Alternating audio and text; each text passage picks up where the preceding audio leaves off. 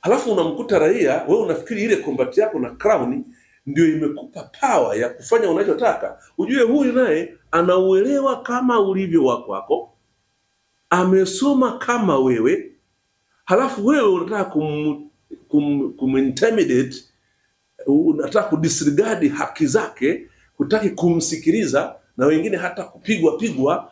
Mimi nadhani that's not the police we want nowadays. That's not the police. Polisi ya sasa ijue tuna watu wasomi, hao wako huko mtaani, hao ndio watu wema, hao ndio wahalifu. Kwa namna ya kudili nao ni lazima tufanye kazi zaidi ya kawaida. Ili mimi nimekwisha mwelekeza IGP nikamwambia, bwana, katika kipindi hiki kwa kweli mimi nisingependa ukamataji wa tofauti. Ukamataji ninaoupenda mimi ni ule wa kwa mujibu wa sheria. Askari amevaa sare, askari anakwenda ripoti kwa mjumbe kwamba kuna mtu mimi na jeshi la polisi linamhitaji, tunataka kwenda kumhoji, basi tunataka kumchukua. Basi anagongewa yule mtu, anachukuliwa. Ya nini uende ukamkamate nyumbani kwake na watu wamevaa ninja au hawana sare, masilaha makubwa.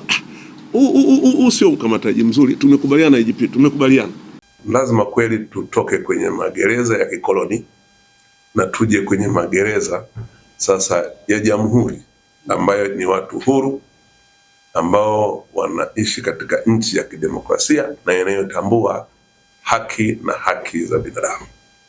Leo hii polisi hata akipata shida unakuta watu wanashangilia.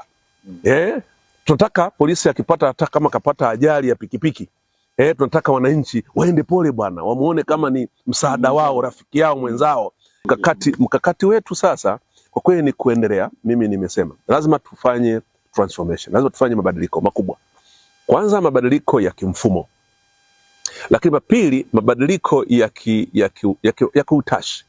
Kwa mfano training zetu za jeshi la polisi lazima tuziangalie, kwamba hivi tuna train watu wanapokwenda kule kwa wananchi, tunawatrain waende wakapambane na wananchi au tunawatrain waende wakawalinde wananchi.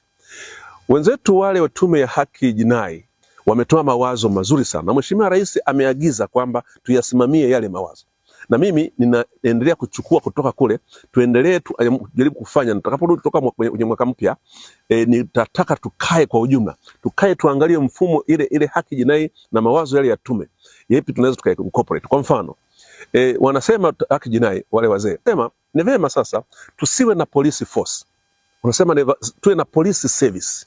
Unajua ikiwa force, ujeshi unakuwa mwingi, nguvu inatumika. Tunataka police service.